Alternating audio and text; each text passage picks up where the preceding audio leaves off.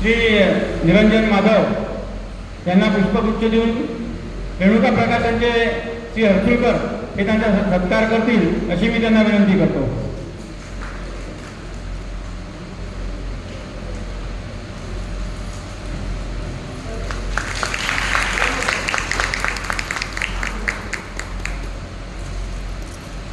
आजच्या आपल्या कार्यक्रमाचे अध्यक्ष श्री निलेशजी साठे यांचा सत्कार आपले सत्कारमूर्ती श्री लेखक श्री चंद्रशेखर दातार करतील अशी मी त्यांना विनंती करतो.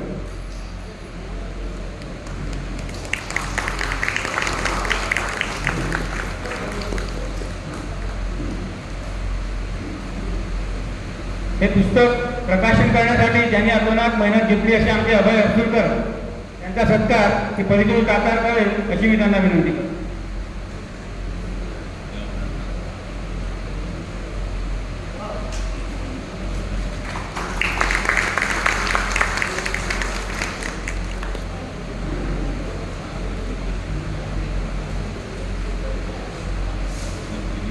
आज आपण एका आनंदमय सोहळ्यासाठी आपण सर्वजण जमलेलो आहोत.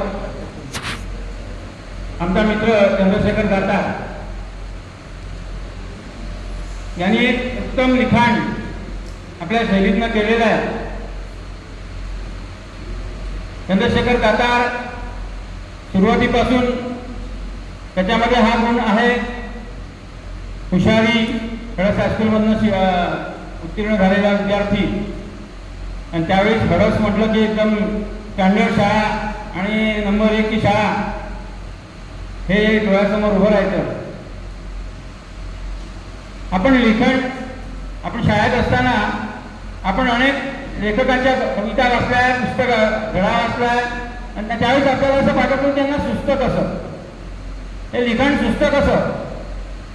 त्याच्यातही अनेक रस आहेत लिखाणात. आनंद भरता येतो, करुणा भरता येते. आता मोठे मोठे कवी झाले आहेत आपल्या त्याला. नारायण मुरलीधर गुप्ते त्यांना आपण बी म्हणायचं. यांनी सुद्धा करुणा रसामध्ये सुद्धा छान कविता केली होती की ती कविता सुंदर कविता गाई पाण्यावर काय म्हणून आल्या आपल्याला सर्वांना माहिती आहे. करुणा रसामध्ये अशा त्याचप्रमाणे कठीण म्हटलं आपण आपल्याला सारथी आणि घोडे हा धडा होता. तो कितीतरी वेळा वाचला तरी आमच्या लक्षात नव्हता. सरांनी नासी फडकेचा धडा होता. कितीतरी वेळा आम्हाला शिक्षकांचे समजावून सांगायचे पण आमच्या डोक्यात काही जात नव्हता. याचं कारण असं होतं की लेखकाची शैली जी होती, ते शब्द जे होते, त्याला सुचणारं जे वाङ्मय होतं ते खरोखरच आमच्या डोक्यावरून जायचं विद्यार्थी दशेमध्ये असताना. त्या पठणीतून तयार झालेला दातार तो कसा मागे राहील. त्यांनी सुद्धा त्याच पद्धतीने या पुस्तकाचं लिखाण केलं, त्याला सुचलं. अनेक गोष्टी त्यांनी स्वतः कर्तृत्वाने आपल्या याच्यात केल्या आणि या पुस्तकाच्या प्रकाशन सोहळ्याचा हा दिवस आला. मी आजच्या या कार्यक्रमाचे प्रमुख अतिथी अध्यक्ष श्री निलेश भास्कर साठे यांचा परिचय करून देतो.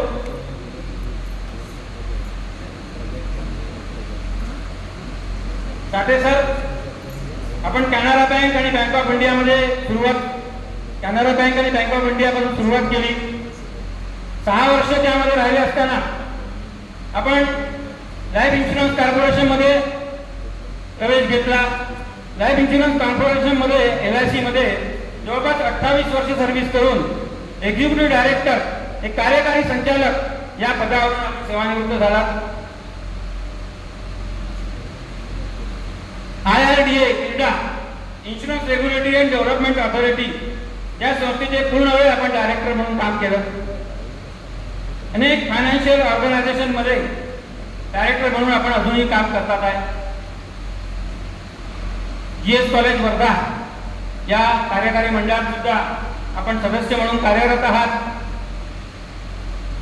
आपण एक ऑटोबायोग्राफी लिहिली, नेव्हर गिव्ह अप, साठे उत्तराची कहाणी. मराठीत आपण साठे उत्तराची कहाणी हा Amazonवर आपल्याला अजूनही अवेलेबल आहे, आपण बघू शकता.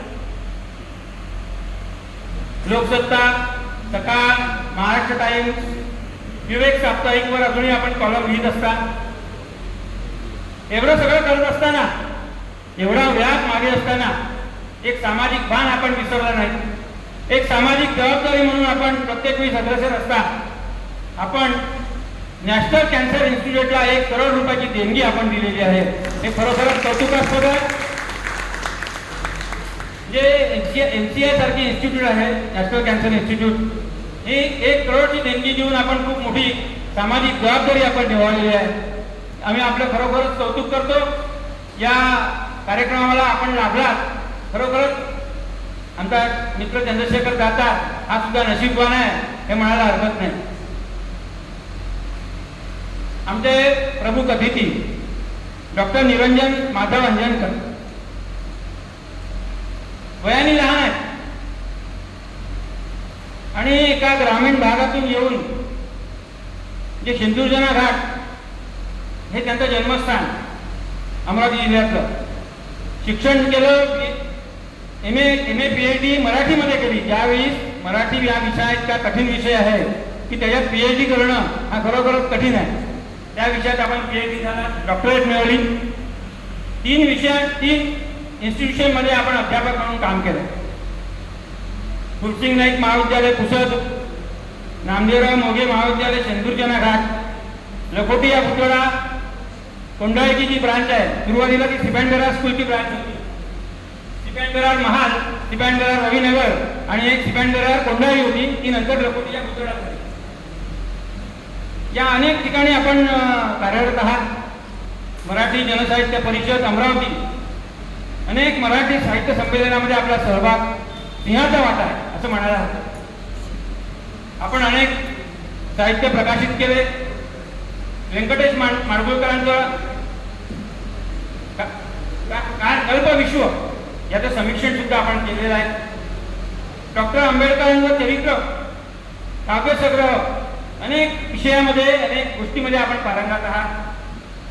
संत गाडगेबाबा अमरावती विद्यापीठ यातून BAच्या परीक्षेत मराठी वाङ्मय या विषयात सर्वप्रथम त्या विद्यार्थ्या सुवर्ण पदक, रौप्य पदक व रोख पारितोषिक आपण मिळवलेलं आहे. खरोखरच अभिमानाची गोष्ट आहे. आणि तरुण भारत हे दैनिक जे आहे त्यामध्ये पहिले ज्या कथा यायच्या त्यात कथा सम्राट म्हणून आपला उल्लेख, आपल्याला पुरस्कार मिळालेला आहे हा 2007 मध्ये. जे असं अष्टपैलू व्यक्तिमत्व आणि साठेंसारखा सामाजिक जबाबदारीची भान आणि त्याचबरोबर एक उच्च व्यक्तिमत्व आपल्याला लाभलं. त्यामुळे खरोखरच आपण नशीबवान आहोत. आपल्या कार्यक्रमाला खरोखर दोन्ही सत्कार मूर्ती या आपल्याला उद्बोधन करणारच आहे.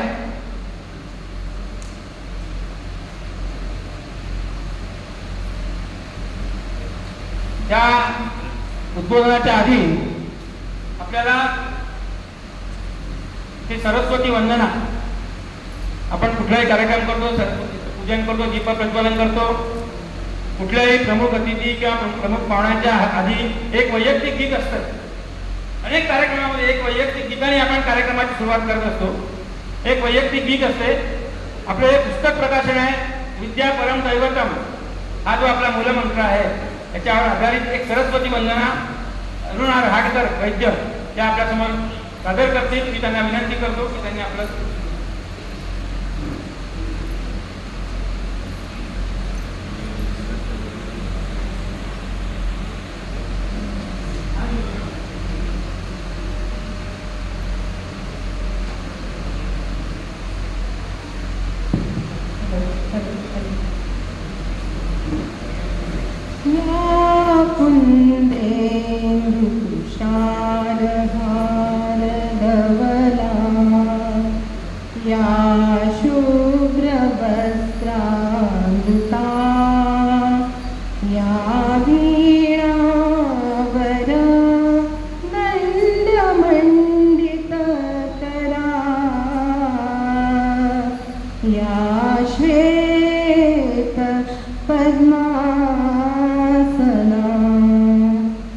या ब्रह्मा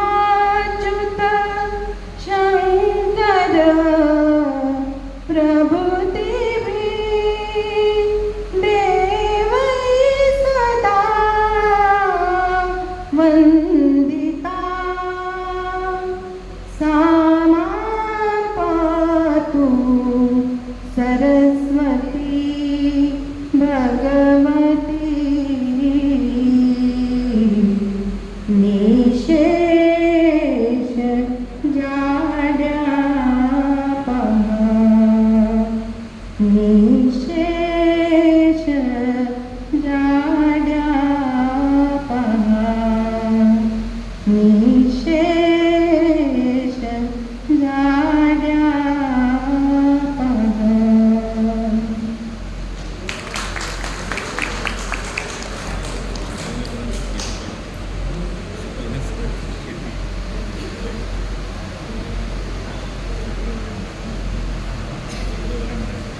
अतिशय सुंदर सरस्वती श्रवण आपण सादर केलं.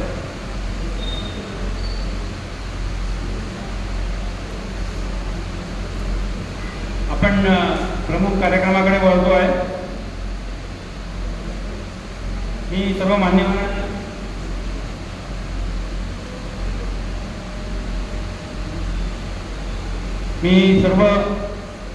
मान्यवरांना विनंती करतो की त्यांनी आपल्या जागेवर उभं राहून आपल्याला पुस्तकाचं विमोचन करायचं आहे. मी आजच्या कार्यक्रमाचे अध्यक्ष श्री निलेशजी साठे, श्री निरंजन माधव, श्री अभयजी हरसुलकर, तीनही मान्यवरांना आणि आपले चंद्रशेखर दाता या सगळ्यांना विनंती करतो की त्यांनी या पुस्तकाचं विमोचन करावं.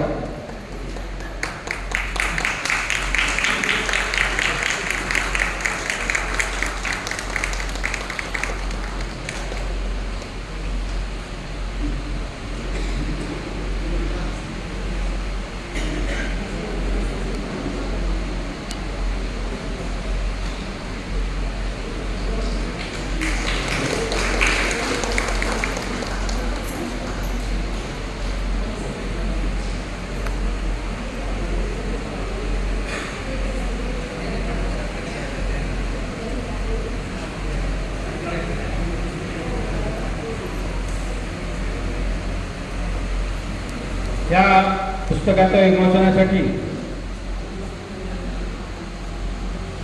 चंद्रशेखर दाता यांनी खूप दिवसापासून हा त्यांचा प्रकल्प सुरू होता. फेसबुकवर बाकी त्याचं लिखाण हे सतत सुरू होतं.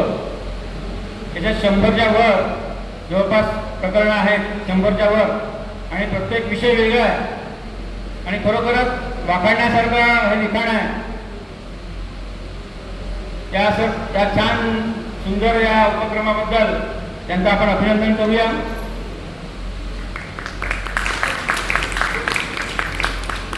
या पुस्तक प्रकाशन प्रसंगी त्याचे काही मित्र, त्यांची टीम आहे मित्रांची, खरोखरच छान, म्हणजे हडस हायस्कूलमधली त्यांची बॅच, शाळेतले मित्र हे सुद्धा आज या कार्यक्रमाला उपस्थित आहेत. कोणाला तरी काहीतरी मांडायचं आहे, इतक्या दिवसांनी भेटलो आपण आणि या पुस्तक विमोचन प्रसंगी आपण आज इथे सगळे एकत्र जमलो आहोत. मी प्रकाश कुलकर्णी यांना विनंती करतो की त्यांनी आपले 2 शब्द मनोगत व्यक्त करा.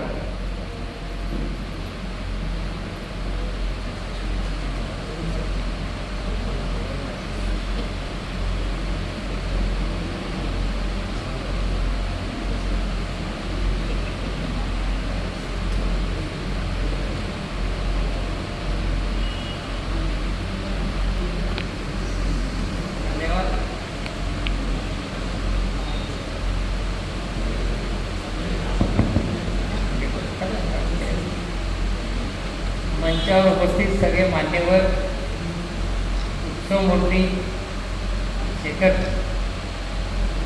इथे उपस्थित सर्व रसिक जनक, आज सर्वप्रथम शेखरला वाढदिवसाच्या अनेक अनेक शुभेच्छा. काल त्याचा वाढदिवस झाला आहे आणि आज हा पुस्तक प्रकाशनाचा कार्यक्रम आहे आणि मला याचा आनंद आहे की या कार्यक्रमात मी हजर आहे. शेखरच्या या पुस्तकासंबंधी नुकतंच ऐकलं होतं की कॉपर कॅली त्या शीर्षकामुळे मी जास्ती आकर्षित झालो होतो आणि त्याच्यातला जो सस्पेन्स आहे तो तुम्हाला पुस्तकातच कळेल. म्हणून आवर्जून पुस्तक वाचा. मी त्यातल्या बरेच जे लेख हे आमच्या 10वी बच्या ग्रुपवर वाचले होते, पण त्याचा मला एक विशेष आवडला, तो लक्षात राहिला, तो म्हणजे तिळगुळ हा जो लेख आहे. शेखरचे सर्व लेखांमध्ये तुम्हाला विनोद दिसेल, नंतर त्याचबरोबर त्याला काही संदेश द्यायचा आहे हे लक्षात येतं. लेखकाचं चौफेर वाचन, सूक्ष्म अवलोकन, निरीक्षण, व्यासंग, सर्व क्षेत्रांचं सखोल ज्ञान हे पुस्तक वाचल्यावर लक्षात येतं. तिळगुळ या लेखनामध्ये बोलायचं झालं तर आपल्या सर्वांना माहिती आहे की संक्रांतीच्या वेळेस तिळगुळाची देवाणघेवाण होते.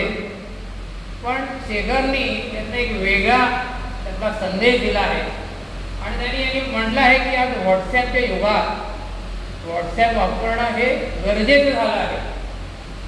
पण व्हॉट्सॲपवर जेव्हा तिळगुळ फिरत राहतो आणि असंही होतं की तो तिळगुळ आपल्याला वापस येतो, असा त्यांनी विनोदही केला आहे. आणि शेवटी फार महत्त्वाचा संदेश दिला आहे की या व्हॉट्सॲपच्या युगात माणसामधला संवाद हरवला आहे. घराघरामध्ये व्यक्ती एकमेकांशी व्हॉट्सॲपद्वारे संभाषण करतात आहे. हे फार मोठं चिंतेचं कारण आहे आणि कुटुंब प्रबोधनासाठी फार याची आता इथे गरज झाली आहे. आणि हा जो त्यांनी संदेश दिला आहे हे सांगताना तो म्हणतो की आता तिळगुळ घ्या आणि गोड गोड बोला, एवढं मर्यादित न ठेवता तिळगुळ घ्या आणि कोणीतरी काहीतरी बोला. याच्यातून त्याला बरंच काही सांगायचं आहे. शेखरचे सर्व लेख हे मर्यादित शब्दात बांधलेले आहे. त्याचं कौशल्य आहे आणि अर्थपूर्ण आहे, विनोद आहे. तो लेखन हे मार्मिक आहे, वाचनीय आहे असं मी म्हणेन. आणि आम्ही शाळेचे मित्र, त्यामुळे आम्हाला हे शाळेतनं संस्कार मिळाले आहे हे मी निलेशजींना आवर्जून सांगू इच्छितो. अडस शाळेने आम्हाला शिस्त, संस्कार, शिक्षण सर्व काही आणि संस्काराची शिदोरी आम्हाला आयुष्यभर पुरेल. आणि त्यामुळेच हे शेखर साहेब पुस्तक निघालं आहे आणि त्याची मातृभाषेची आवड त्यांना दिसते, शाळेचे संस्कार दिसतात.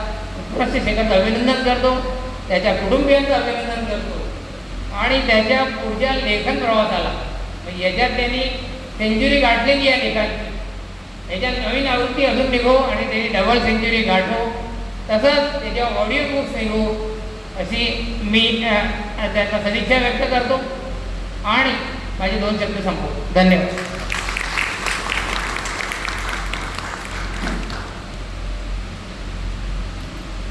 अजून कोणाला काही त्याच्या मित्रमंडळी कोणी बोलू इच्छित असाल तर आपण त्यांना एक संधी देऊ.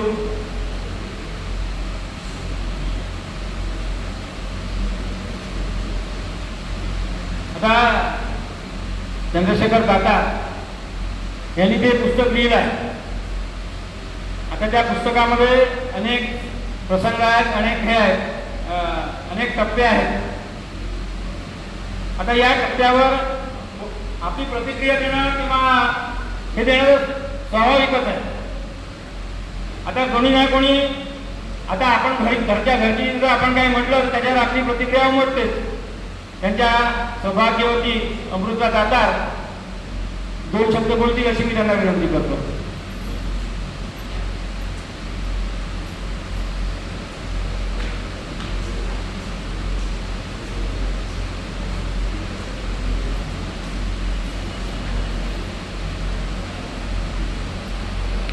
उपस्थित मान्यवर आणि उपस्थित आप्तमित्र, मनोगत सांगायला आले पण मला भाषण वगैरे काही करता येत नाही.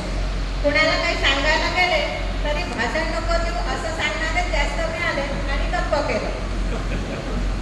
त्यामुळे काही चुकलं तर क्षमस्व. आजचा दिवस आमच्यासाठी अनपेक्षित असला आणि त्यांनी म्हणजे नसतानाही एकदम पुस्तक प्रकाशनाचा दिवस आला आणि हा आनंदी सोहळा आम्हाला अनुभवता आला. सरदोपट मार्गाने चालत होतो. कधी उंचवटा आला तर गाडी हळू करून पार केला, कधी खाचखळगे आले तर गाडीवरनं उतरून तो खाचखळगा सुद्धा पार केला.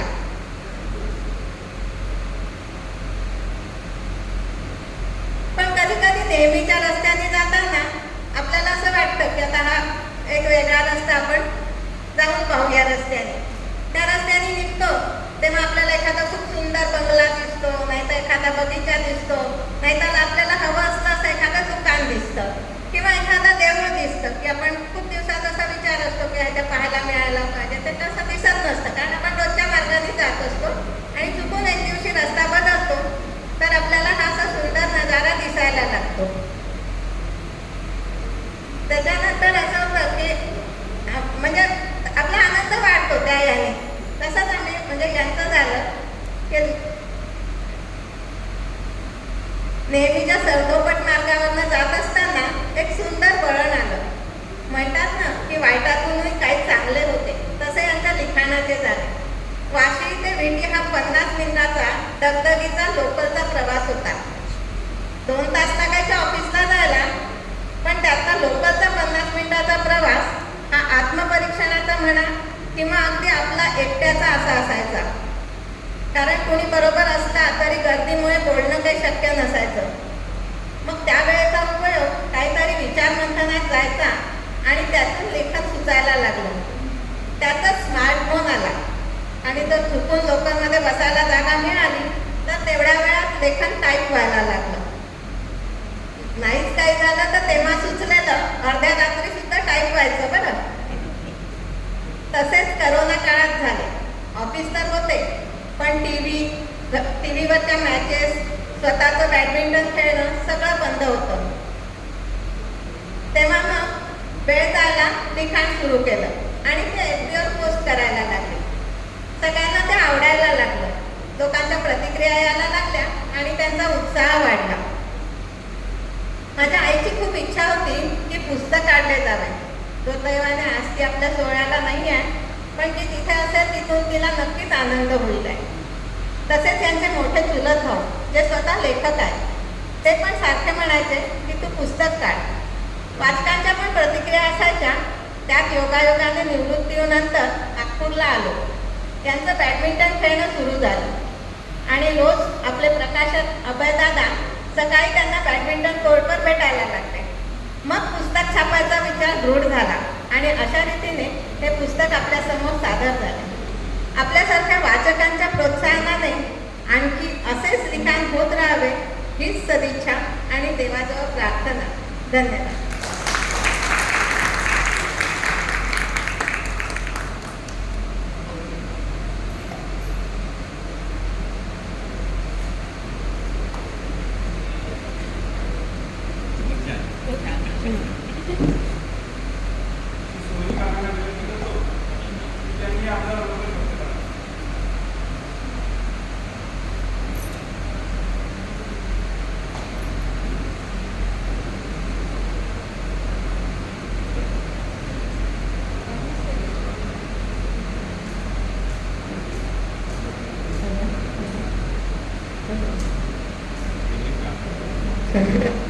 ते चंद्रशेखर जाचारांकडनं त्या ह्याच्या मोबाईलवर व्हॉट्सॲपवर एक मेसेज आला. एक प्रकाशन समारंभ आहे म्हणून. आम्हालाही कल्पना नाही ते हे एवढे लिहितात म्हणून ह्याच्याबद्दल परत कल्पना होतात. हे छोटे रुस्तम आहेत असं वाटतं चंद्रशेखर जाचारांना. आणि ती कॉपर कली, कॉपर कली मी म्हटलं कॉपर म्हणजे काही तांब्याबद्दल वगैरे काही लिहिलं आहे की काय असं वाटतं मला. तर आता वाचल्यानंतर मला समजेल. दुसरं म्हणजे साठेसाहेबांचं मी एक पुस्तक वाचलं. त्यांनी LICवर एक पुस्तक सगळं लिहिलेलं आहे. तर ते कंप्लीट पुस्तक मी वाचलं आहे. तर एक वाईट अनुभव माझ्या लक्षात आहे. LICमध्ये 2 बायका वर्कर होत्या. त्यांच्या बाजूला एक घाणेरडी बाई रोज येऊन बसायची. तिला वास यायचा अंगाला सगळं गाड्याला. त्या बायकांनी कंप्लेंट केली साठेसाहेबांना की आम्हाला दूर बसवा किंवा आम्हाला दुसरीकडे न्या म्हणून. तर साठेसाहेबांनी त्या बाईला हे करून टाकलं. बाईंचा नवरा इन्स्पेक्टर होता. ते म्हणून तुम्हाला जी ॲक्शन घ्यायची असेल ती घ्या. एवढं सांगून मी आपल्या भाषा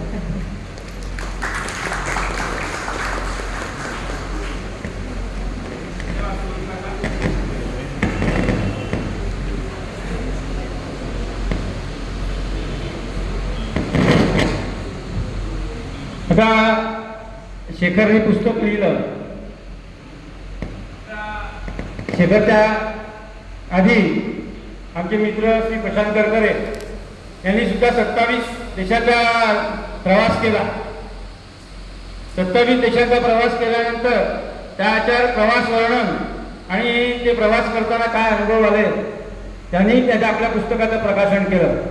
त्या प्रकाशनाचा अनुभव श्री प्रशांत करकरे यांना आहे. मी प्रशांत करकरेला विनंती करतो की त्यांनी 2 मिनिटं करावं.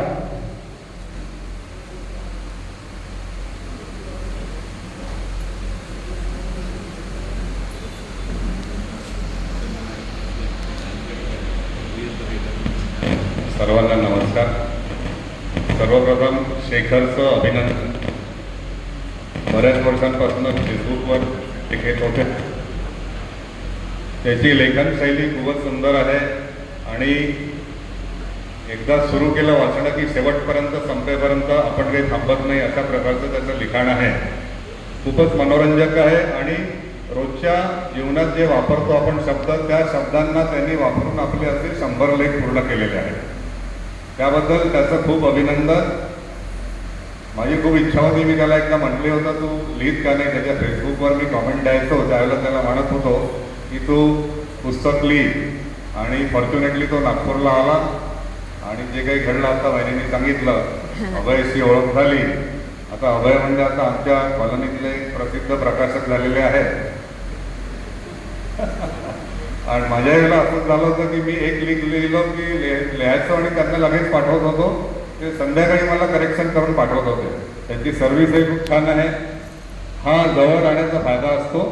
तर शेखर यांनी आणखी पुढे पण असंच लिखाण करत राहावं वेगवेगळ्या विषयांवर. परत एकदा तुझं अभिनंदन. आम्हाला आज खूप अभिमान वाटतो की एक नवीन लेखक आमच्या कॉलनीत आलेले आहेत आणि त्यांच्या पुस्तक प्रकाशनाला खूप शुभेच्छा. धन्यवाद. धन्यवाद प्रशांत. शेखरमध्ये लेखन हा गुण तर आहेच, पण त्याच्या बाकी गुणांचं कौतुक सुद्धा पूर्ण कॉलनीमध्ये वसाहतीमध्ये होत असतं. एक 15 ते 20 वर्ष नोकरीनिमित्ताने बाहेर असून नागपूरमध्ये आल्यावर त्यांनी जे जुने लोक होते जवळपास 75 पासून, म्हणजे आज या वसाहतीत त्याला 50 वर्ष होतात आणि आमचं जे गणेश मंडळ आहे त्याला सुद्धा 50 वर्ष होतात आहे. पहिल्या वर्षीपासून शेखर या वसाहतीमध्ये होता. तो आपल्या या वसाहतीमध्ये आल्यानंतर त्यावेळेचे जे जुने सवंगडी होते, दूर दूर गेलेले मित्र होते, स्वभावाने दूर गेले होते, आपल्या कामकाजाचा नोकरीच्या निमित्ताने दूर गेले होते, हे सगळे एकत्र केले. चांगलं मोठं मंडळ परत स्थापन केलं आणि आज जवळपास जे एकही प्रत्येक घरातला एक मेंबर हा शेखरच्या ग्रुपमध्ये आहे. प्रत्येक घरातला एक माणूस, ऍक्टिव्ह माणूस हा रत्ननगर फ्रेंड्स क्रीडा मंडळ यांनी आपण जे स्थापन केलं त्यामध्ये कार्यरत आहे. हाही एक मोठा गुण शेखरमध्ये आम्ही बघितला, लहानपणापासून बघितला. आता आपल्याला हा जो पुस्तक लिखाण जो आहे हा गुण आपल्याला आत्ता समजला. आपण त्याचं खरोखर कौतुक करूया, अभिनंदन करूया. त्यानंतर आजच्या कार्यक्रमाचे प्रमुख अतिथी श्री निरंजन माधव सर, प्रख्यात साहित्यिक, अध्यापक, एक गाढा अभ्यासक, मराठीसारख्या विषयामध्ये डॉक्टरेट मिळवलेला माणूस, असे आमचे आजचे प्रमुख अतिथी श्री निरंजन माधव सर यांना विनंती करतो की त्यांनी आपला मनोगत व्यक्त करावा.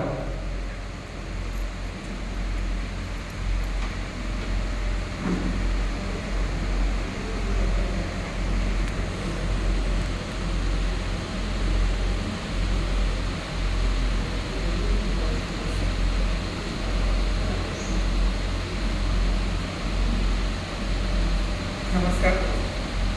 या प्रकाशन सोहळ्याचे अध्यक्ष आयुर्विमा महामंडळाचे माजी कार्यकारी संचालक आणि इरडाचे माजी सदस्य आदरणीय श्रीमान निलेशजी साठे, कॉपर कॅली या अभिनव स्वरूपाच्या ललितबंधात्मक ग्रंथाचे लेखक आमचे मित्र श्री चंद्रशेखर दाता, सौ अमृताबाई, परितोष सौ पूजाताई आणि हर्षवर्धन.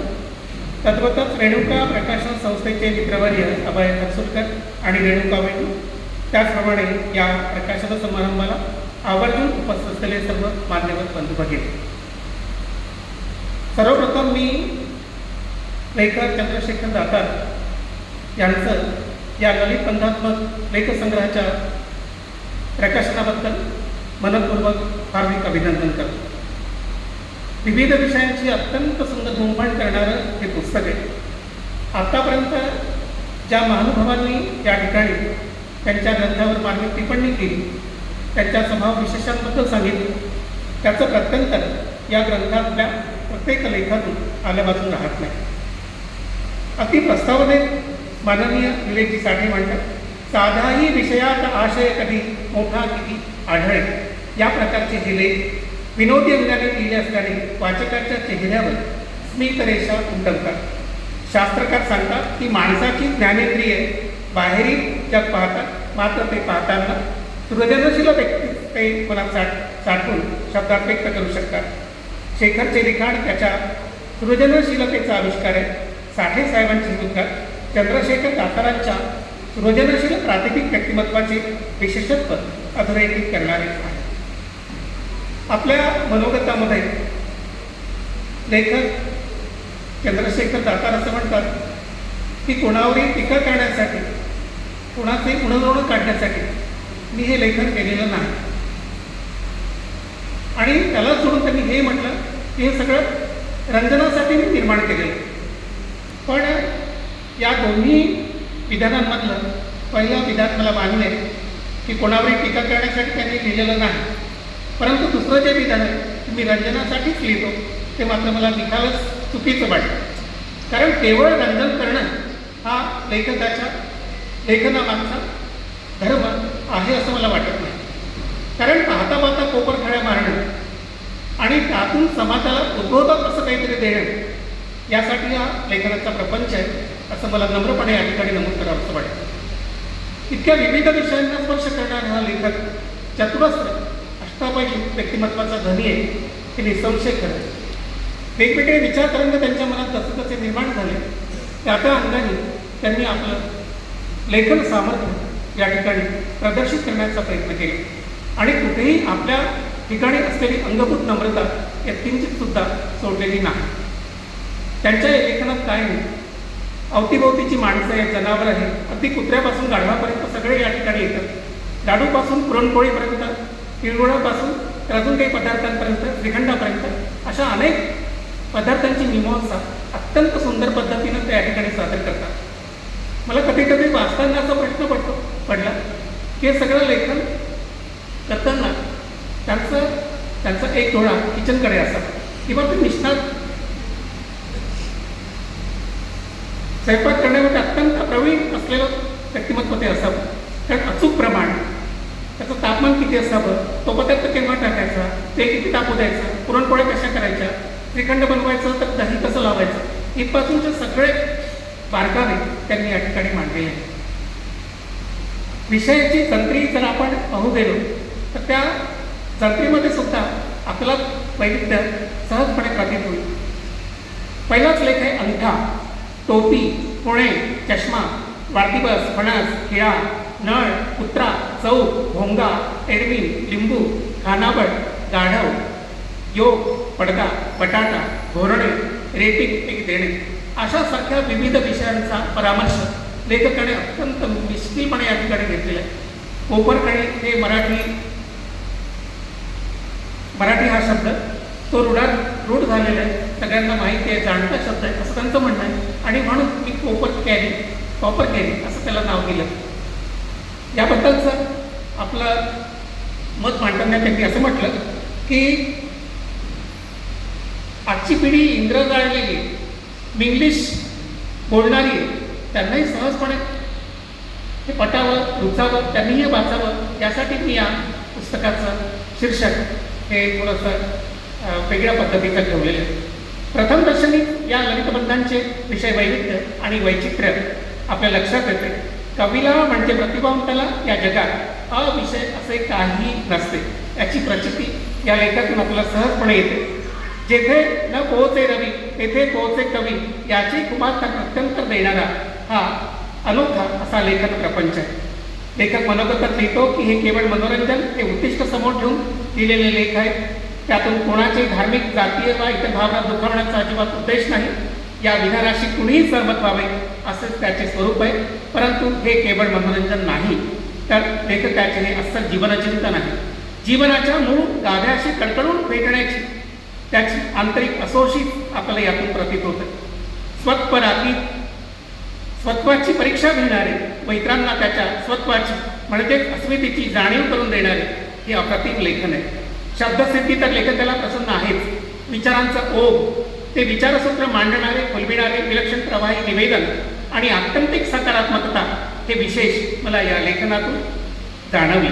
लेखक कुठेही किंचितही नकाराचा सूर आळवीत नाही. हे जगणे नितांत सुंदर आहे, प्रसन्न आहे.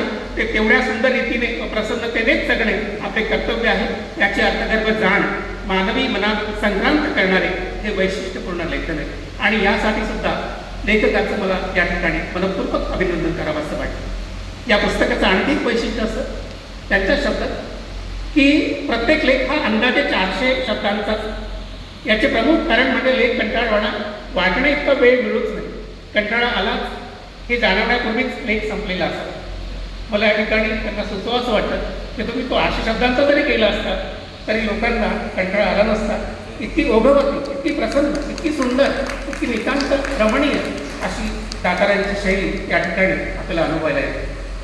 शिक्षण असो वा नसो, खरी ओळख अंगठात देतो.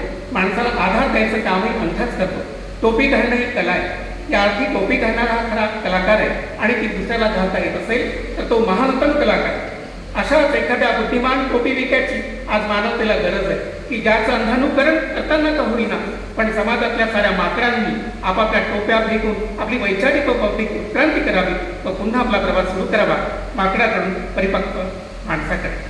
अशासारखी चिंतनशील वाक्य मांडणारा, लिहिणारा हा लेखक केवळ रंजनासाठी लिहितो असं त्यांचं म्हणणं हे केवळ आपण नम्रतेच्या अंगाने घ्यायचं. खरोखर त्यांनी जीवनाचं सखोल चिंतन केलेलं आहे. त्यांच्या ठिकाणी मार्मिकता आहे, रसज्ञता आहे आणि हे सगळं नम्रतेने मांडण्याची असोशी सुद्धा आहे. पुणे चुलीवरचं रेस्टॉरंट, अरे हाटेल तशी खुर्ची चुलीवर आधी बुडाला चटके मग बिळते जाते. म्हणजे पुणे तिथे काय म्हणे या उक्तीप्रमाणे पुण्यातली माणसं काय करतील याचं काही नाही. त्यांनी एक कल्पना केली की उद्या पुण्यातली माणसं चुलीवरचं रेस्टॉरंट सुद्धा काढतील आणि चुलीवर माणसांना बसवतील आणि जेवायला घेतील. अशा प्रकारच्या मिस्किल कोपरखळ्या या लेखसंग्रहात तुम्हाला जागोजागी की पाहायला मिळते. सीमांत पूजन आणि त्याला अगदी अनिवार्य समजला जाणारा पुण्यातला सुधारस नावाचा पदार्थ हे सुद्धा या ठिकाणी त्यांनी सांगण्याचा प्रयत्न केला. चष्मा या लेखक ते म्हणतात योग्य चष्मा वापरून दृष्टिदोष ठीक होत असतीलही पण दृष्टिकोन ठीक करणारा चष्मा कधी येणार. अशा प्रकारचा चिंतनशील प्रश्न ते वाचकांच्या पुढे उभा करतात. वाढदिवस कालच त्यांचा वाढदिवस झाला, त्याबद्दल मी त्यांचं हार्दिक अभिनंदन करतो, शुभेच्छा देतो.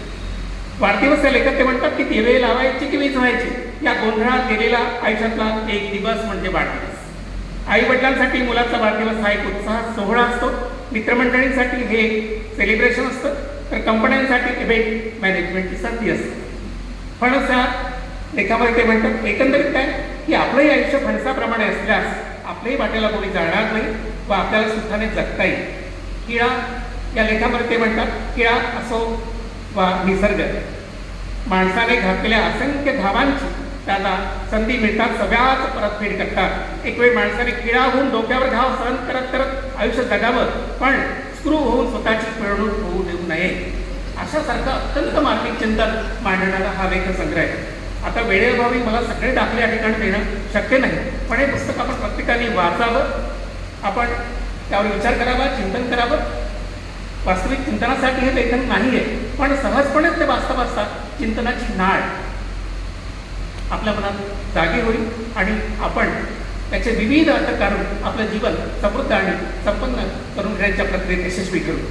कुत्रा या लेखामध्ये ते म्हणतात गावरान कुत्रे व गावरान माणसे यांच्याबद्दलचा तिटकारा मालकाप्रमाणेच कुत्र्यातही उतरलेला दिसतो. या कुत्र्यांना आजकाल नुसता पंखा सहन होत नाही म्हणतात, एसी हवा असतो. अशा प्रकारची निरीक्षणं अत्यंत मार्मिक शैलीत या ठिकाणी आलेली आहे. या ठिकाणी चौक आहे, भोंगा आहे, एडमिन आहे. एडमिनच्या संदर्भात ते म्हणतात, एडमिननी खरं तर टोळी नरेश, टोळका सम्राट असायला पाहिजे, पण काही एडमिन टोळ भैरव असल्यासारखे वागतात. हे त्यांचं अत्यंत सुंदर असं निरीक्षण मला विशेष आवडलं. लिंबू या लेखामध्ये ते म्हणतात की राजकारणात मात्र लहानशा राजकारणी लिंबाच्या मागे ईडी लावली की आपोआप त्याचे भाव आणि आकार वाढून ईडी लिंबू होते. याचा अनुभव आपण सातत्याने घेतोच आहोत. हे सगळं इतकं सुचणं ही सहज प्रक्रिया जरी वाटत असली तरी त्यामागे चंद्रशेखर दातारांचं जीवनचित्र, जीवनाकडे पाहण्याचा अत्यंत व्यामिष्ट असा दृष्टिकोन, हे सगळं त्याच्या पाठीशी आहे. प्रत्येक गोष्टीची मीमांसा करणं, चिकित्सा करणं, त्याला समजून घेणं आणि त्याच्यात मार्मिक टिप्पणी करणं आणि ते कोणाला न दुखवता हे अतिशय मोठं कौशल्य या ठिकाणी पणाला लागलेलं दिसतं. योग या लेखामध्ये त्यांनी असंच एक भाष्य केलंय. कुक्कुटासन, व्याघ्रासन यासारखे विविध जनावरांच्या स्थितीचे अनुकरण करणारी अनेक आसने योगात सांगितले, पण अजून कोणी मनुष्यासन शोधलं नाही. कदाचित माणूस कसा असतो हे अजूनही माणसाला कळलेलंच नाही. इतकं जिवंत, इतकं अप्रतिम, इतकं सुंदर भाष्य त्यांनी या ठिकाणी केलं आणि त्याला जोडून लगेच त्यांची मार्मिक टिप्पणी येते. शवासने अगदीच सोपे, फारच तन्मयतेने केल्यास 6 तास सुद्धा करू शकतो. म्हणजे तुम्ही आम्ही सगळे शवासन उत्तम पद्धतीने करू शकतो. या शवासनाशिवाय मला तर दुसरं कोणतंच असं नाही. पडदा या लेखात ते म्हणतात या सर्व वादविवादांवर टाकायचा पडदाच कुठेतरी हरवलेला दिसतोय. तो ताबडतोब शोधलाच पाहिजे आणि आयुष्याचा आनंद घ्यायला पाहिजे. बटाटा या लेखात भाष्य करताना ते म्हणतात सरकारी घाटा, कंपनी बाटा, उद्योजक टाटा आणि भाजी बटाटा यांना या देशात पर्याय नाही. तर इतकं यमक प्रत्येक ठिकाणी जुळवणं आणि त्याला अर्थपूर्ण अशी प्रचिती वाचकांच्या मनात उतरवणं ही साधी आणि सोपी गोष्ट नाही. याच्यामागे चिंतन आहे, याच्यामागे त्यांची कर्तृत्वनिष्ठा आहे, लिहिण्याची असोशी आहे आणि यासाठी त्यांचं कुटुंबीय सुद्धा अभिनंदनास पात्र आहे. कारण बऱ्याच ठिकाणी एखाद्याची लिहिण्याची इच्छा असेल पण घरी लिहू दिलं पाहिजे नाही एवढं सगळं. काय करता आता लिहून? तुमचं कोण छापणार आहे का? पुस्तकं येणार आहेत का? मग अभ्यासाला लागणार आहेत का? अशी प्रश्नमालिका सुरू होती. तर ते या ठिकाणी घडलेलं नाही. त्याबद्दल बहिणींचं या ठिकाणी मी हार्दिक अभिनंदन करतो. रेटिंग एक देणे या लेखामध्ये ते म्हणतात हॉटेलवाले खाद्यपदार्थ पुरविल्यावर चांगल्या रेटिंगची अपेक्षा ठेवतात. कोंबडी मात्र खाणाऱ्याला अत्यंत खराब रेटिंगची विनंती करेल, जेणेकरून तिच्या पिल्लांना जास्त मागणी न राहिल्यामुळे कदाचित पूर्ण आयुष्य करता येईल. अशा प्रकारचा करुणाभाव सुद्धा व्यक्त करणारा हा लेखक आहे. निर्वात झाडू या लेखात ते म्हणतात निर्वात झाडू म्हणजेच आपल्या मराठी बोलीत व्हॅक्यूम क्लीनर. म्हणजे अनेक इंग्रजी शब्द इतके जोडलेले आपल्या जीवनामध्ये की त्याचे इंग्रजी पर्याय त्याला सांगताच येत नाही. मागे एक असंच वृत्तपत्रात एक वृत्त आलं होतं की कुठेतरी पूर आला आणि मग मंत्री त्या ठिकाणी गेले आणि मंत्र्यांनी म्हटलं की आम्ही तुम्हाला गावकऱ्यांना विनंती केली, काही नाही म्हणे, फक्त तुमचं आम्हाला एक छायाचित्र पाठवा, आम्ही तुम्हाला मदत पाठवू. तर त्यांना म्हणाले की आम्हाला सगळं कळलं, पण छायाचित्र काय करता तुम्ही? अहो म्हणे तुमचा फोटो पाठवा. मग असं बोलायला म्हणे मराठी, तेव्हा तर छायाचित्र इंग्रजीत बोलून राहिले म्हणे. तर याचा प्रत्यय या निमित्तानं आपल्याला येतो. तर मला अजून या निमित्ताने एक विनोद आठवला. एक शाळा असते आणि शाळेत अतिशय एक प्राप्त समजला जाणारा मुलगा असतो. तर म्हणजे तो हुशार असतो पण त्याला समजतात तसं. तर त्याला गणितामधून 99 गुण मिळतात आणि मग तो पेढे घेऊन आपल्या सरांना भेटतो मॅथमॅटिक्स. तर म्हणाला पहा म्हणे माझा तू एक पिरियड केला म्हणून तुला 99 गुण मिळाले. तर पोरगा म्हणे खरोखर आहे सर. मग तू म्हणे माझं काही पिरियड केले असतं तर सर म्हणे तुमचा तो एक पिरियड केला ना म्हणूनच मला 99 गुण मिळाले, हे तर मला 100च मिळाले. अशी मिश्किलता, असा मार्मिकपणा, अशी रसज्ञ मनोज्ञता या ठिकाणी तुम्हाला पाहिजे प्रत्यय पाहिजे. आपण सगळ्यांनी हा संग्रह अवश्य वाचावा आणि त्यांनी यापुढे अत्यंत सुंदर असं लेखन सातत्याने करावं अशी मी त्यांना या ठिकाणी विनंती करतो. त्यांना पाककलेचं इतकंच ज्ञान आहे की मला असं वाटतं की ते पाककलेवरचा ग्रंथसुद्धा अप्रतिम आणि सुंदर शैलीत लिहू शकतील. मग ते मोदक असो, श्रीखंड असो, पुरणपोळी असो, काय काय सगळे पदार्थ मला सांगता येणार नाही. त्याचंही अतिशय मार्मिक आणि सुंदर असं वर्णन या ठिकाणी आलेलं आहे.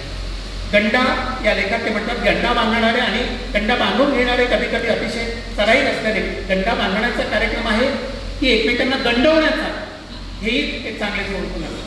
अशा प्रकारची पोटी करणं, अशा प्रकारचे शब्दश्लेष साधन हे त्यांना अत्यंत उत्तम पद्धतीने समजतं. चिकटवणे हा एक शब्दप्रयोग हा लेखाचा शीर्ष भागच आहे. पूर्वी लोकांना नोकरी लागत नसेल तर लोक नोकरीला चिकटवले जातात. थोडक्यात काय, मनुष्यबळ व्यवस्थापनाने नोकर भरती सुरू करण्यापूर्वी चिकटवणे हाच नोकर भरतीचा एकमात्र राजमार्ग असावा. आजकाल सोशल मीडियामुळे या चिकटवणाऱ्या संस्कृतीला चांगले दिवस आले आहेत. आभासी जगातला चिकटपणा थोड्या प्रमाणात का होईना पण खऱ्या दुनियेतील नातेसंबंधांना चिकटावा आणि अहंकाराचा पापुत्रा गळून पडावा या सदिच्छेचं असं त्यांनी या लेखाचा शेवट केलं. म्हणजे अंतिमतः या लेखनाच्या मागे शाश्वत जीवनमूल्यांचा ध्यास, माणसांचा संसार सुखी व्हावा, माणसं एकमेकांच्या जवळ यावी, माणसाने एकमेकांना समजून घ्यावं, मौनव्रत धारण करून केवळ व्हॉट्सॲप पाहू नये, मोबाईल हाताळू नये, हा संदेश त्यांना या ठिकाणी द्यायचा आहे. की एकाच घरात माणसं 4 जण असतात आणि चौघांच्या ह्याच्यात व्हॉट्सॲप असतात आणि त्या सतत म्हणजे 200 किलोमीटरच्या 300 किलोमीटरच्या माणसाशी बोलायला लोकांजवळ वेळ असतो, पण समोर जिथं माणूस बसलेला असतो त्याच्याशी संवाद साधायला वेळ नसतो. तर याचं शल्य या लेखातून अनेक ठिकाणी प्रतिबिंबित झाल्याचं आपल्याला दिसू नये. तर माणुसकी जपायला शिकवणारा, माणसाच्या माणूसपणा घरून प्रेम करायला सांगणारा असा हा लेखसंग्रह आहे. चहा नामक एका लेखात ते म्हणतात, ब्रिटिशांनी जगाला चहाची सवय लावली असं म्हटलं जातं, पण कोणत्याही चहाशिवाय वधूपरीक्षेच्या वेळी चहा घेतल्याची ऐकवाट नाही. एखादा चहा भक्त चहाची अत्यंत तलब आली असताना चहाची वेळ टळल्यावर जे काही करतो त्याला चहाटळपणा करणे असे म्हणत असतात. अशी मल्लिनाथी सुद्धा त्यांनी या ठिकाणी केलेली आहे. तिळगुळावर या ठिकाणी त्या साहेबांनी भाष्य केलेलं असतं, त्यापैकी बोलणार नाही. पेरू नावाचा एक नितांत सुंदर लेख या ठिकाणी. लहानपणीच्या कित्येक भांडणात पेरूची एखादी फोडही मध्यस्थी करून समेट घडवून सामंजस्य करार घडवत असे. असाच एक मोठासा पेरू मोठ्यांनी सुद्धा शोधायलाच हवा, जो अवांछित भांडणात असाच कोड तहत घडवून आणेल. हे जे चिंतन आहे चंद्रशेखर दातारांचं, हे संत कुळातलं चिंतन आहे. माणसामाणसातल्या भेदांच्या भिंती विसर्जित व्हाव्यात, तुटून पडाव्यात आणि सगळ्या माणसांनी एक व्हावं, सगळ्यांनी एकमेकांना समजून घ्यावं, एकमेकांवर प्रेम करावं, हेच त्यांनी या ठिकाणी सांगितलेलं आहे. उपास या लेखात ते म्हणतात, साधारणपणे पावसाळा संपत आला की इतर साथींप्रमाणेच उपवासाची साथ येते. उपास करून शारीरिक आध्यात्मिक समाधान मिळत असे, पण लोक यांचा उपास केल्याने आत्मिक समाधान मिळेल हे नक्की.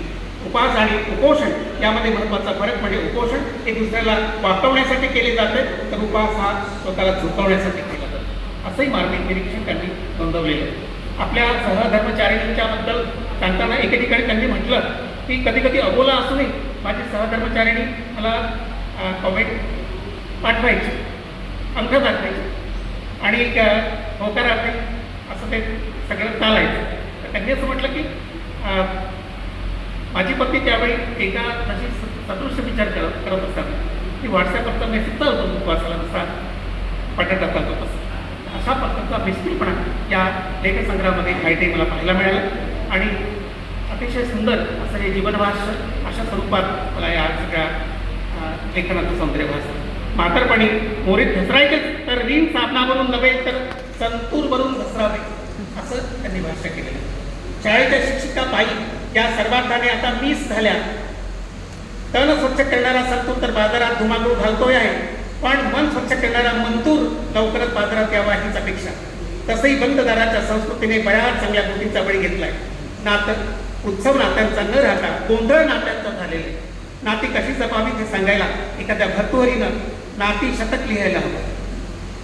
मुद्द्यावरून मुद्द्यांपर्यंतचा प्रवास हा अत्यंत सहजतेने शिव्यांचे स्टेशन ओलांडतच होत असतो.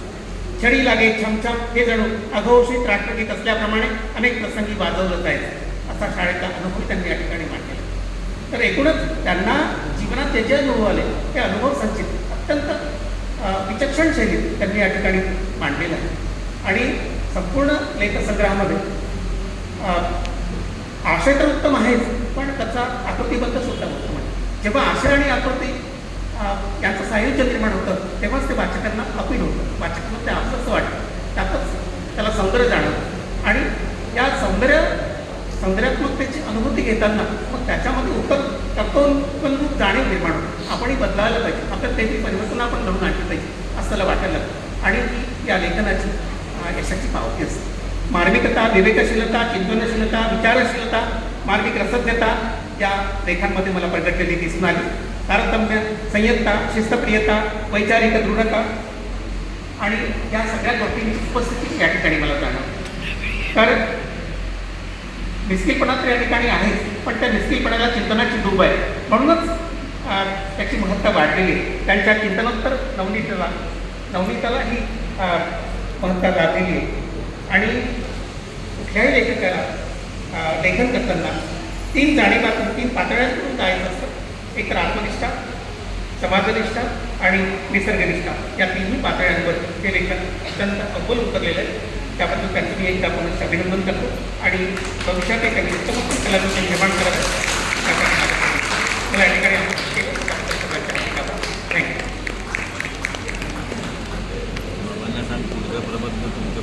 धन्यवाद निरंजन माधव सर.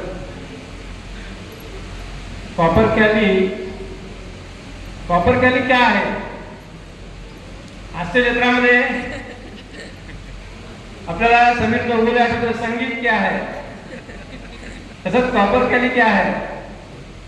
म्हणजे कॉपर कॅली हा शब्द आला कुठून आणि कॉपर कॅलीचं रहस्य काय आहे, की कॉपर कॅली का बरं लिहा असं वाटलं आपल्याला, की जे त्या पुस्तकाचं नाव कॉपर कॅली का बरं आहे, हे सगळं आपल्याला यातलं रहस्य, कॉपर कॅलीचा अर्थ आणि या पुस्तकात लिहिलेलं जे काही प्रकरण आहे त्याच्यावरचं भाष्य आपल्याला लेखकाच्या तोंडूनच ऐकायचं आहे. मी चंद्रशेखर दाताला विनंती करतो की त्यांनी आपल्या या पुस्तकाबद्दलचं मनोगत व्यक्त करावं.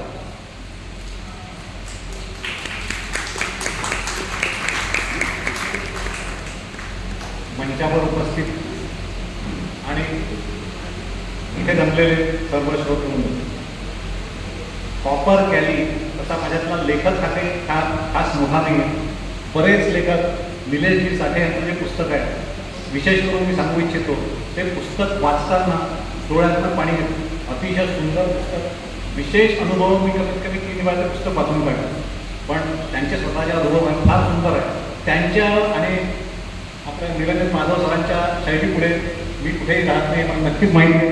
तरी पण एक प्रयत्न केला होता लेखक बनायचा. पाहू आता कितपत यश मिळतंय. अर्थात हा लेख लिहिण्यामागे बरेचदा म्हणजे बऱ्याच मित्रांनी जशा त्याच्यावर चांगल्या प्रतिक्रिया दिल्या आणि त्याच्यामुळे मग पुढे अशी हिंमत झाली की आपल्या लेखाचा एक संच काढावा. माझ्या सासूबाईंची इच्छा होती की त्यांच्या हे असताना हे करता नाही आलं मला, पण त्याच्यानंतर तरी आता एक प्रत्यक्षात उतरवला गेलेला आहे. आणि ह्या लेखात सगळ्यात पहिला क्रिटिक म्हणजे माझी पत्नी. मी लेख लिहिल्यावर सगळ्यात पहिले तिला पाठवायचं आणि तिच्याकडून जर ओके आलं तर तो लेख पुढे जायचा. बरेचदा जसं सांगितलं आहे, मी याच्यात लिहिलंही आहे की अबोला असायचा, बोलायचं नाही. मग त्यावेळी न बोलता देखील केवळ व्हॉट्सअपवर पाठवलेला लेख व्हॉट्सअपवरच्या अंगठ्यावर पुढे पाठवण्यात आहे आणि लोकांनाही तो आवडायचा. त्याच्यामुळे त्या लेखांचंही तसंच तिने हे केलेलं आहे, वजन मोजलेलं आहे आणि त्याच्यानंतर तिने मला परवानगी दिली आहे तो लेख पुढे पाठवायची. माझा भाऊ जे आज इथे येऊ नाही शकले, प्रकृती अस्वस्थ असल्यामुळे अमरावतीला असतात, त्यांचेही पुस्तकं प्रकाशित झालेले आहे. तो जास्त चांगला लिहितो, पण आता त्यांनी ते लेखन वगैरे सगळं सोडलेलं आहे आणि त्यालाही माझे लेख पहिल्यांदा जायचे, जनार्दन जातात. त्याच्यामुळे त्याच्या लेखांच्या त्याच्याकडूनच मी हे थोडंसं शिकलो आहे की त्याची शैली जी आहे ती थोडी बहुत आपल्यात आली पाहिजे या उद्देशाने हे लिहिलेलं आहे. आणि हे सगळं लोकांना फार आवडलं आहे असं मला वाटतं. माहिती नाही, आता ते पुस्तक तुम्ही प्रत्यक्ष पाहाल तेव्हा तुम्हाला कळेल. आणि आज मी इथे विशेष घोषणा करू इच्छितो की प्रकाशन स्थळी 25% डिस्काउंटवर पुस्तक उपलब्ध आहे. तर त्यामुळे तुम्हाला नक्की त्याचा फायदा होईल. एवढं बोलून माझे 2 शब्द सांगतो.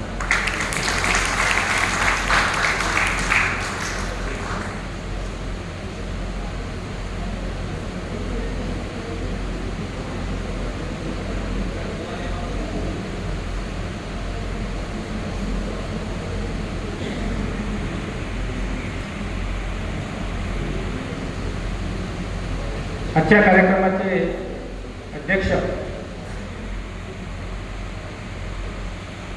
श्री निलेशजी साठे कर्तृत्व दाखवण्यासाठी संघर्ष करावा लागतो. आपलं कर्तृत्व कुठेतरी ठामपणे आपण कर्तृत्ववान आहोत हे दाखवण्यासाठी आपल्याला संघर्ष करावा लागतो. आणि मोठा माणूस होण्यासाठी मोठं मन हवं असतं.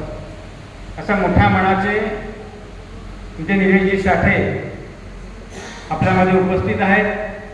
आजच्या कार्यक्रमाचे अध्यक्ष श्री निलेशजी साठे, मी यांना विनंती करतो की त्यांनी अध्यक्षीय भाषण करावे.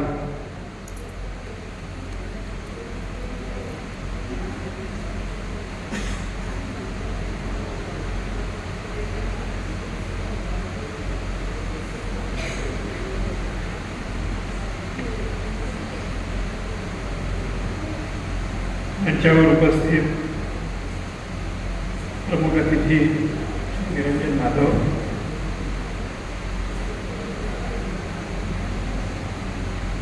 रेणुका प्रकाशनाचे अभय दासुलकर, उत्सवमूर्ती चंद्रशेखर दातार, अमृताबाई, परितोष, पूजा, हर्षवर्धन, सगळे कुटुंबीय आणि इथे उपस्थित सगळे स्नेहीजन. बरेचदा असं होतं की लहानपणी सुप्त गुण जे असतात ना ते दिसत नाही. शेखरच्या बाबतीत तसंच झालंय. शेखरला मी त्याच्या वयाच्या 3 पासून ओळखतो.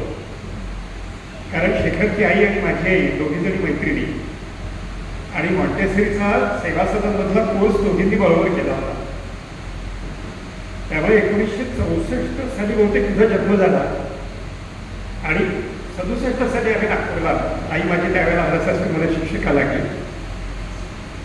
आणि 67 सालापासून शेखर लिटरली 3 वर्षात असल्यापासून मी शेखरला ओळखतोय. मला जर एक्झॅक्ट आठवत असेल तर डॉक्टर ठाकरेंच्या मागे तुमचं घर होतं. डॉक्टर ठाकरे नेक्स्टच्या समोर. आणि मग नंतर शेखर आमच्या शाळेतच आला. आई त्याला शिकवायची. पण आई शिकवत असून सुद्धा कधी आईने असा रेफरन्स मला दिल्याचं आठवत नाही आहे की शेखरमध्ये काही साहित्यिक गुण दिसत आहेत. म्हणजे खरंच आठवत नाही. म्हणजे सुप्तावस्थेत जे गुण असतात ना ते कधी वर येतील हे सांगता येत नाही. बरेचदा आपण मुलांना म्हणतो की तुला गणितात जास्त मार्क मिळाले पाहिजेत वगैरे, पण काही गरज नाही आहे. त्याला ज्या विषयाची आवड असेल त्या विषयामध्ये तो पुढे गेला म्हणजे झालं. आणि शेखरनी पण बँकेसारख्या वृक्ष आकडेमोडीच्या व्यवसायात राहून एवढं विनोदी लेखन करावं हे खरंच कौतुकास्पद आहे. मी गेले काही वर्ष फेसबुकवर त्याचे छोटे छोटे लेख अगदी 400 शब्दांपर्यंतचेच लेख आहेत. त्यामुळे वाचून लगेच होतात. ते मी वाचतोय आणि मी त्याला एन्करेजमेंटही बरेचदा दिली आहे की खूप छान लेख झाले आहेत म्हणून. आणि मी पण त्याच्या मागे लागलो होतो की शेखर आता पुस्तक काढण्याची गरज आहे. आणि त्याप्रमाणे 100 विनोदी लेख झाल्यानंतर त्यांनी हे कंपाईल केलं आहे पुस्तक. आणि त्याला नाव सुद्धा शीर्षक सुद्धा इतकं संयुक्तिक दिलं आहे, कोपरखळी. आता कोपरखळी नुसतं म्हटलं असतं तर त्याच्यामध्ये काही विशेष वैविध्य नव्हतं.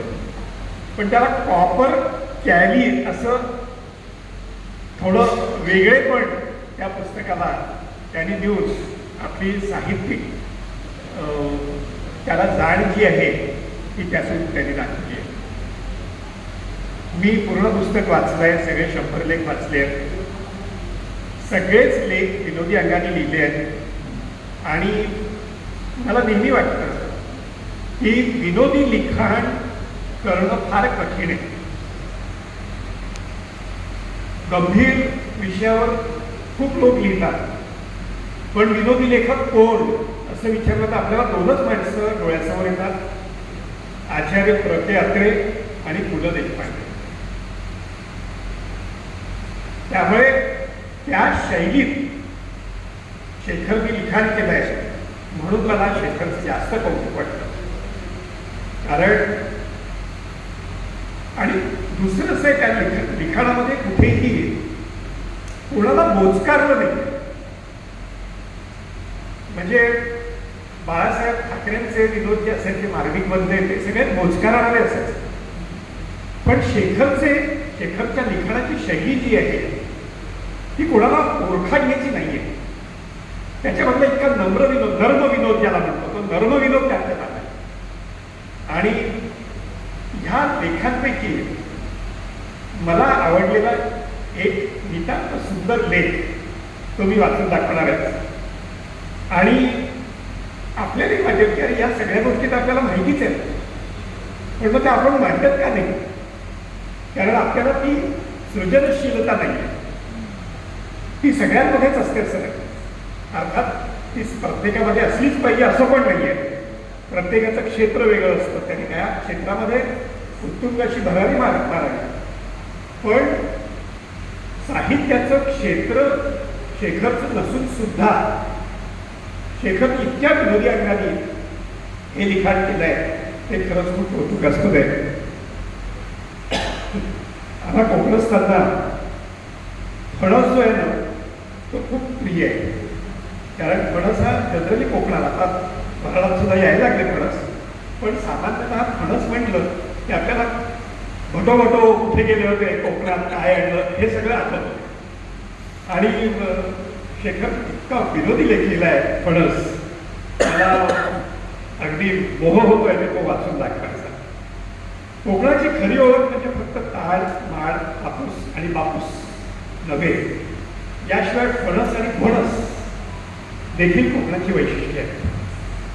फणस हे एकदम विचित्र फळ, ना रंग ना रूप, त्यात ढीगभर काटे, जणू लाल भोपळ्याला कोणी काटे चिकटवले. आता लाल भोपळा कसा मोठा असतो तसा फणसही मोठा असतो, पण लाल भोपळ्याला काटे चिकटवल्यावर फणस होईल किंवा दिसेल हा विचार जो आहे ना हा विनोदी विचार आहे. साधा कच्चा फणस चिरणे हे देखील इतर भाजी चिरणे ते सोपे नाही. सोबत तेल किंवा लिंबू, हाती मोठी सुरी आणि भोवती गंभीर वातावरण. हे वाचल्यावर माझ्या लक्षात आलं की तो नक्की वैद्यांना भाजी चिरण्यामध्ये मदत करत असला पाहिजे, त्यात एक फणस चिरण्यामध्ये. त्यात जर पहिल्यांदाच फणस चिरणारा असेल तर तो कितीही सुरीला असला, आता मग सुरीनी फणस कापायचा आणि सुरीला म्हणजे त्यातला एक्सपर्ट असला तरी फणसातून तार काढणारच. आता सूर आणि तार, तारात जो सूर निघतो, सतार असो संतूर असो, त्याचा त्यांनी किती छान उपयोग इथे करून घेतलाय की तो कितीही सुरीला असला तरी फणसात तार काढणारच. कोकणात ओष्ठा फिसा गोंदाऐवजी अर्धा चिरलेला फणस का ठेवत नाही माहित नाही. ओष्ठा फिसातल्या गोंदापेक्षा तरी तो लावायला नक्कीच सुलभ आहे. आपल्याला माहिती आहे, आपण पोस्टात जेव्हा जातो आजकाल जरा बऱ्यापैकी गोंद असतो तिथे, पण अदरवाईज पूर्वी तो कधीही चिकटायचा नाही. पण आता यात फणसाचा जो चिकटपणा आहे आपल्याला जो दिसतो हा गोंदासारखा वापर करता येईल की नाही? खूप छान. फणसाचे दोन प्रकार, कापा आणि बरका. कापा फणस चिरायला सोपा, तर बरका फणस गोड आणि मधार. फणसाला इंग्रजीत जॅकफ्रूट म्हणायचं कारण म्हणजे जॅकचं सुटलेलं पोट आणि पूर्ण वाढलेला फणस यातील साधर्म्य असावं. आता हा इंग्रजी जॅक जो आहे त्याचं सुटलेलं पोट आणि फणसाचं साधर्म्य म्हणजे किती विनोद त्यांनी त्याच्यामध्ये बांधलाय का. पुढे पूर्ण जॅकफ्रूट नेताना तो पॉलिथिनमध्येच टाकून किंवा रुमाला बांधून नेता येत नाही. जॅकपॉट लागल्यासारखं मिरवतच द्यावं लागतं. जॅकफ्रूट, जॅकपॉट किती छान वापर केला आहे त्याचा. मांसाहारी लोकांची शाकाहारी पळवाट म्हणजे अड्ड, तर शाकाहारी लोकांची मांसाहारी पळवाट म्हणजे फणस. म्हणजे हा व्हेजिटेरियन नॉनव्हेज प्रकार आहे हे आपण अनेकदा म्हणतो, पण ते किती शब्दात सुंदर बांधलं त्यांनी.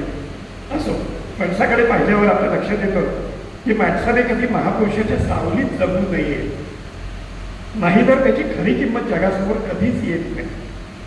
मग तो क्रिकेटमधला पद्माकर शिवलकर असो की कोकणातला फणस, इतकं मधुर फळ, पण याची स्पर्धा नेहमी कोकणचा राजा हापूस बरोबर.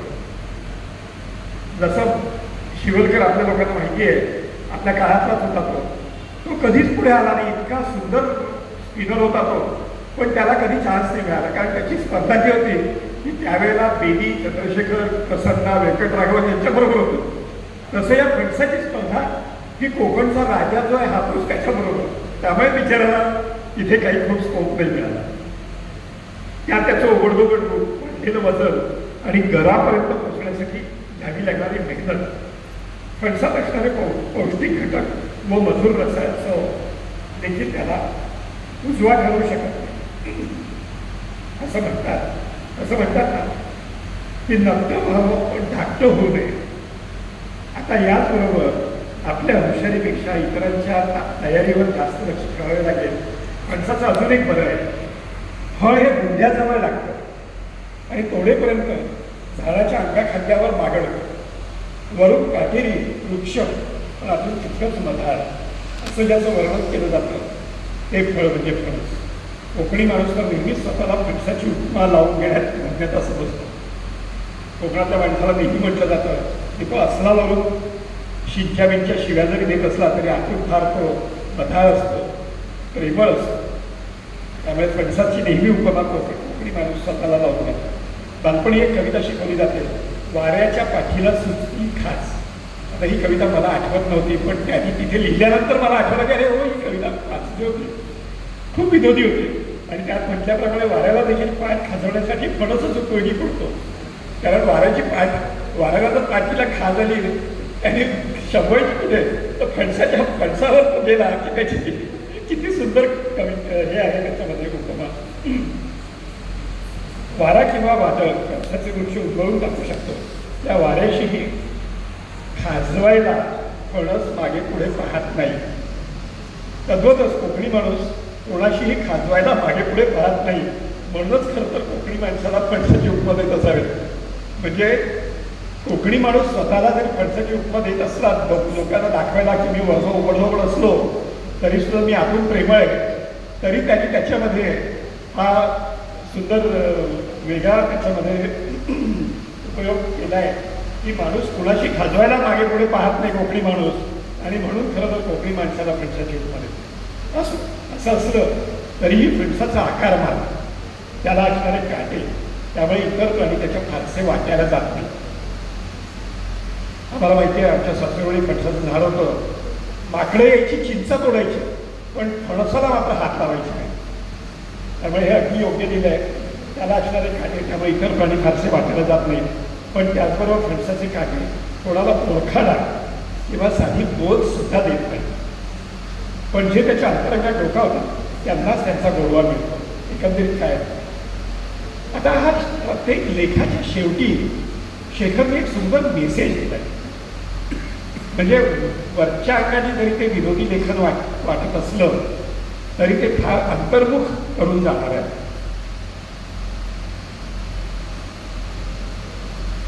आपलंही आयुष्य फणसाप्रमाणे असल्यास आपल्याही वाट्याला कोणी जाणार नाही आणि आपल्याला सुखानं जगता येईल, हा त्यातला संदेश आहे.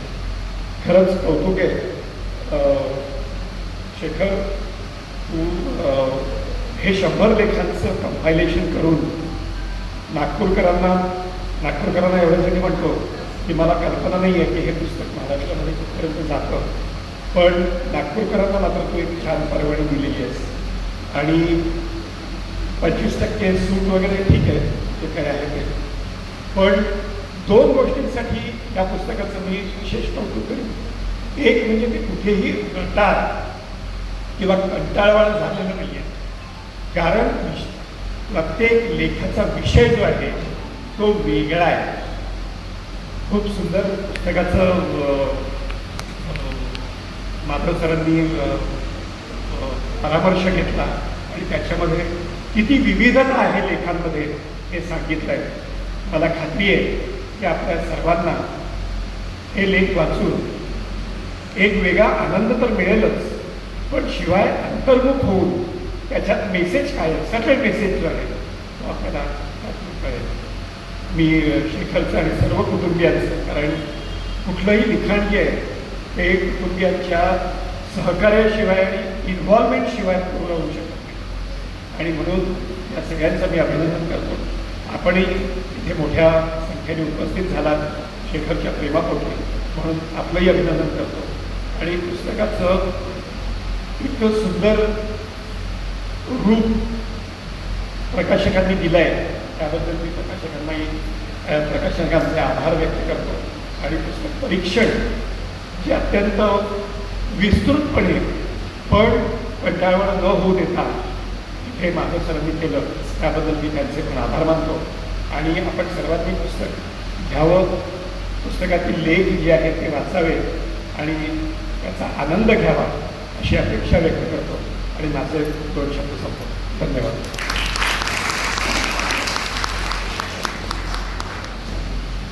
धन्यवाद साठे सर.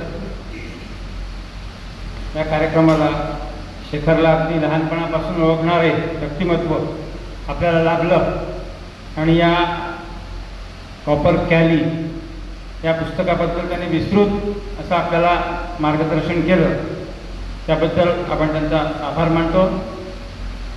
त्यानंतर आभार प्रदर्शन होईल. आभार प्रदर्शन रेणुका हरसुलकर करतील अशी मी त्यांना विनंती करतो आणि त्यानंतर पशादान होईल, मग कार्यक्रमाची सांगता.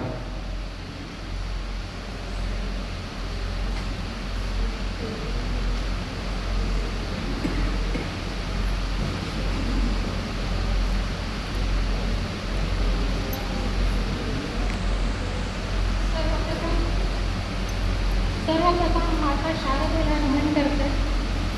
मंचावर उपस्थित सर्व मान्यवरांना श्री रेणुका प्रकाशने वतीने विनम्र अभिवादन करते व उपस्थित आपल्या सर्वांचे सस्नेह स्वागत. नमस्कार. आमच्या प्रकाशनाने आजपर्यंत विविध विषयांवरील अनेक पुस्तके प्रकाशित केली. माननीय अंजनकर सरांचे व्यंकटेश माडगुळकरांचे कल्पविश्व याही पुस्तकाचे प्रकाशन आमच्याच प्रकाशनाने केले आहे. आणि विशेष म्हणजे अंजनकर सर हे माझे ग्रॅज्युएशनचे प्राध्यापक आहेत. ही एक अजून अभिमानाची बाब आहे की मला आत्ता लक्षात आले की सर पुसदला आमच्या कॉलेजमध्ये प्राध्यापक होते. आईचा ठेवा, अनुभव मंटपातील पंचमहाशरणी, आनंदाच्या वाटेवर, थेंबांची रांगोळी, परंपरा, युग परिवर्तन भाग 1 भाग 2, पेशवा बाळाजी विश्वनाथ, काळाची कामगिरी ही नुकतीच प्रकाशित झालेली काही पुस्तके आहेत. श्री गुरु सीताराम महाराजांचे चरित्र, नामाक्षरांची महती, संक्षिप्त मार्कंडेय महापुराण, भाषण शिका जग जिंका ही आमची आगामी प्रकाशने आहेत. आज आमचे स्नेही माननीय चंद्रशेखर दातार लिखित विनोदी ललित संग्रह कॉपर कॅली आपणा सर्वांच्या हाती देताना आमच्या श्री रेणुका प्रकाशनाला अतिशय आनंद होतो आहे. जीवनात विनोदाला अनन्यसाधारण महत्त्व आहे. विनोद आहे म्हणून जीवन सुसह्य आहे. विनोद हा हास्य निर्माण करतो आणि चेहऱ्याचं सौंदर्य फुलवतो. आपण डेंटल क्लिनिकच्या जाहिराती वगैरे बघितल्या असतीलच. विनोदासाठी, हास्य फुलवण्यासाठी काय काय करतात. आज या प्रसंगी संत तुकाराम महाराजांचा एक सुंदर अभंग, त्यातील एक ओवी समर्पक वाटतं. आता कोठे धावे मन, आता कोठे धावे मन, तुझे चरण देखील या, भाग गेला शील गेला, अवघा झाला आनंद, अवघा झाला आनंद. संत तुकाराम महाराज म्हणतात की हे भगवंता, तुझं चरण बघितल्यानंतर आता कुठे बरे हे सैर भैर धावणारं मन धावणार आहे. हे तुझ्या चरणी स्थिर होतं आणि सगळा शील, सगळा थकवा निघून जातो आणि फक्त आनंद शिल्लक राहतो. अशा पद्धतीचं सुंदर पुस्तक शेखर दादांच्या लेखणीतून साकार झालेलं आहे आणि त्याबद्दल शेखर दादांचे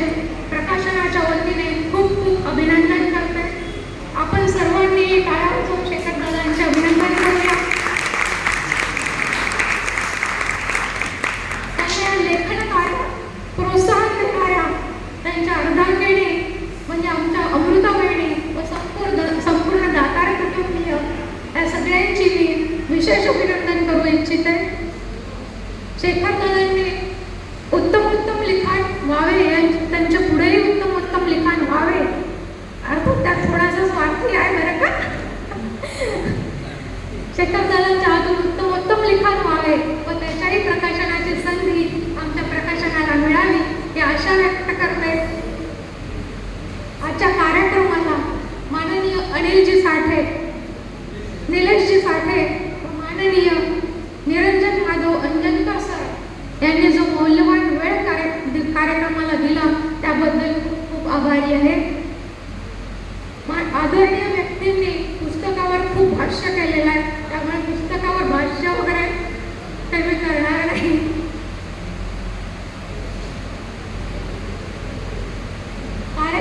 आजच्या कार्यक्रमाच्या निवेदनाची धुरा यशस्वीरित्या सांभाळून कार्यक्रमाची रंगत वाढविणारे आदरणीय सुनील दादा बोक्षे आपल्या सुमधुर सरस्वती स्तवन सादर करून व पसायदा सादर करून कार्यक्रमाला बहरदार बनविणाऱ्या आदरणीय अरुणाताई रहाळकर वैद्य, मैत्रीपूर्ण भावनेने आजचा सोहळा कॅमेराबद्ध करणारे आदरणीय नैक्यदादा, त्या सर्वांचे या प्रसंगी आभार व्यक्त करते. आणि उपस्थित आपण सर्व श्रोतागण ज्यांच्या प्रेमळ उपस्थितीमुळे आजचा कार्यक्रम खूप बहरदार झाला त्याबद्दल आपल्या सर्वांचेही आभार व्यक्त करते. शेवटी एक गोष्ट जर व्यक्त केली नाही तर आपण कृतज्ञ ठरू असं मला वाटतं. आणि म्हणून त्यांच्याबद्दल कृतज्ञता व्यक्त करणं ही पण आपली आज गरज आहे. आज 1 ऑगस्ट ज्यांच्यामुळे आज आपण येथे 1 तास आरामात बसून कार्यक्रमाचा आनंद घेतो आहे, ज्यांच्यामुळे या स्वराज्याची स्वातंत्र्याची सुमधुर फळे आपण चाकतो आहोत, त्यांच्याबद्दल आदर व्यक्त करणं हे आपलं कर्तव्य आहे.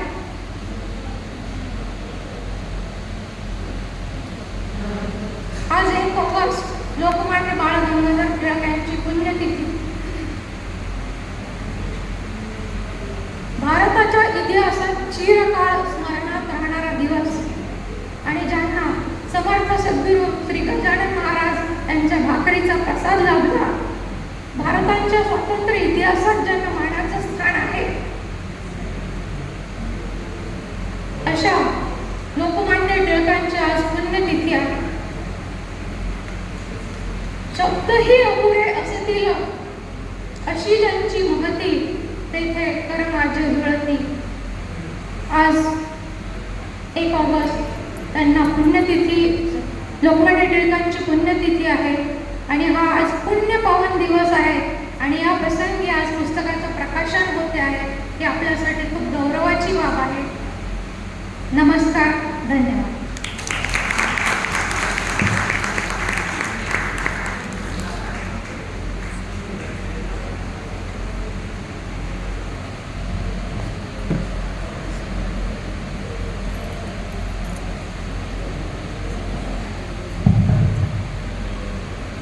पसायदानाने आपण कार्यक्रमाची सांगता करूया.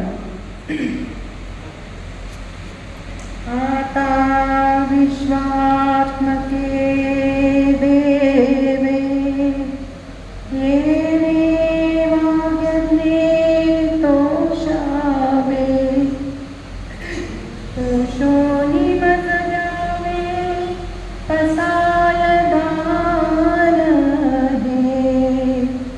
जे खराची व्यंकटी सांडो तया सत्कर्मी रतिवाडो, मोता परस्परे धडो मैत्र जीवाचे.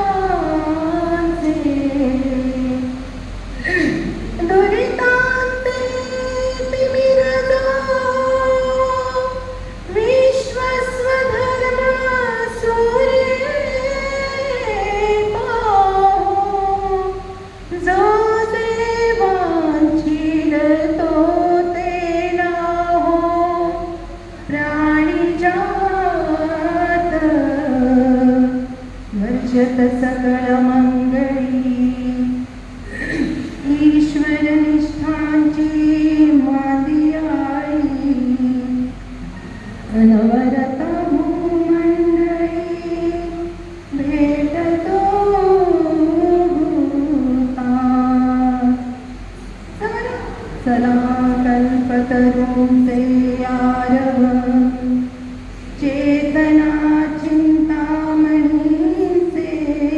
गाव बोलते जे अर्णव पियुषाचे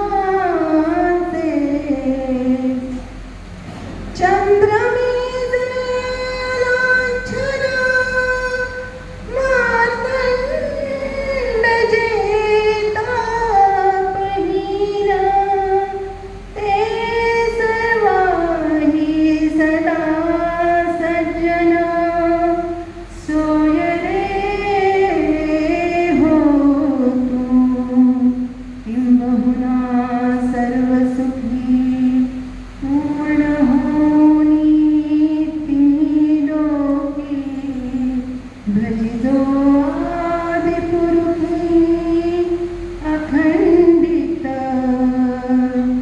येथ म्हणे श्री विश्वेश्वरा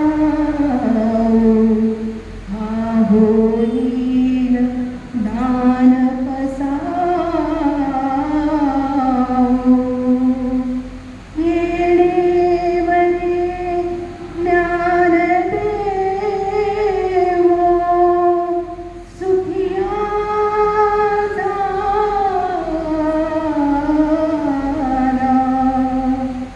सुखिया जाना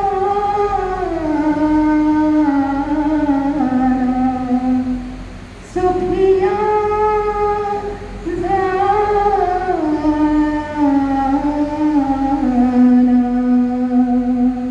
धन्यवाद.